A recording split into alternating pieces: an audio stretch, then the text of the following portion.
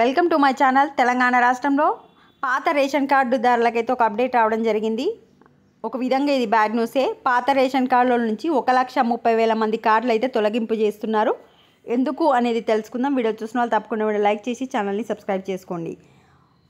1,30,000 మంది కార్డులు అయితే తీసివేయడం జరుగుతుంది. ఎందుకంటే వాళ్ళకు మంచి మంచి బిల్డింగ్స్, కార్లు, షాపింగ్ కాంప్లెక్స్లు, 10 ఎకరాల కన్నా భూమి ఎక్కువగా ఉన్న వాళ్ళ కార్డులు అయితే తీసివేయడం జరుగుతుంది. మనకు ఇప్పుడు మన దగ్గర ఉన్న కార్డులు వచ్చేసి 10 సంవత్సరాల క్రితము ఉమ్మడి ఆంధ్రప్రదేశ్ అంటే ఆంధ్రప్రదేశ్ తెలంగాణ కలిసి ఉన్నప్పుడు చెక్ చేసి పేదలుగా గుర్తించి ఇచ్చిన కార్డులు. తెలంగాణ ఏర్పడిన తర్వాత జస్ట్ కార్డ్ చేంజ్ చేయడం జరిగింది తప్ప మళ్ళీ ఏం రీచెక్కింగ్ చేయలేదన్నమాట.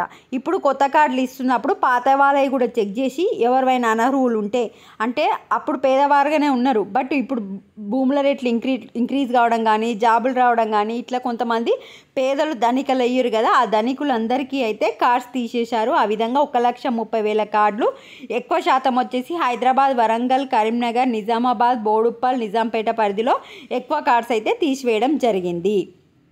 నెక్స్ట్ వచ్చేసి మరణించిన వారి పేర్లు కూడా రేషన్ కార్డులో నుంచి అయితే తీసివేయడం జరుగుతుంది. ఇప్పటికే 4,50,000 మందికి సంబంధించి డెత్ సర్టిఫికేట్లు అందినట్లు చెప్పారు. అంటే 4,50,000 మంది డెత్ సర్టిఫికేట్ల ఆధారంగా వాళ్ళవి తీసేసినారు. ఇంకా చెక్ చేస్తున్నారు. డెత్ అయిన వాళ్ళవి కూడా తీసివేయడం జరుగుతుంది. సో మరో వారంలో ఎన్నికల కోడ్ ముగుస్తుండడంతో అన్ని జిల్లాల్లో కార్డులు అందచేయనున్నట్లు తెలిసింది. అయితే అన్ని పథకాలకు రేషన్ కార్డే ఇంపార్టెంట్ కనుక ప్రజలు ఏ విధంగా అయినా రేషన్ కార్డులు పొందాలని వివిధ మార్గాల ద్వారా అయితే అప్లై చేసుకుంటున్నారు. బట్ గవర్నమెంట్ వచ్చేసి చాలా విధాలుగా చెక్ చేసిన తర్వాత మాత్రమే మీకు రేషన్ కార్డు అయితే ఇవ్వడం జరుగుతుంది.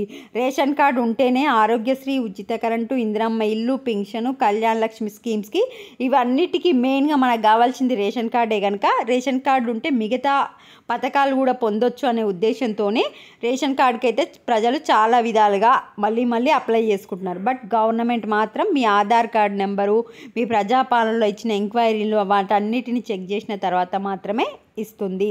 ఓన్లీ పేదలకు దక్కాలనే ఉద్దేశంతో మళ్ళీ రీసర్వే చేసి ఇస్తుంది. ఎవరికైతే పేర్లు తీసేసిర్రో వాళ్ళు ఒకసారి గవర్నమెంట్ చెప్పిన రూల్స్ ప్రకారమే తీసేసిరా, లేదు మాకు అన్యాయంగా తీసేసిరా అనుకుంటే మళ్ళీ మీకు అవకాశం అయితే ఏ విధంగా అయినా కల్పిస్తారు. అదేవిధంగా రేషన్ కార్డులో కుటుంబ సభ్యుల పేర్లను చేర్చాలని, అడ్రస్లో మార్పులు చేయాలని 10 ఏళ్ళుగా 25 లక్షల మంది అప్లై చేసుకురు. వీటిని స్థానిక మండల అధికారులు పరిశీలించి నిబంధనల ప్రకారం ఉంటే వెంటనే ప్రక్రియ పూర్తి చేస్తామని పేర్కొన్నారు. కార్డులో పేరు చేరిన వెంటనే అదే నెలలో రేషన్ అయితే మీకు ఇవ్వడం జరుగుతుంది.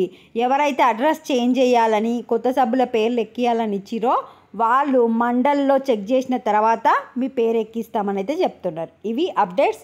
ఒకసారి మీరు కూడా ఈ పేపర్ చదువుకోండి. వీడియోని లైక్ చేయండి. Thanks for watching.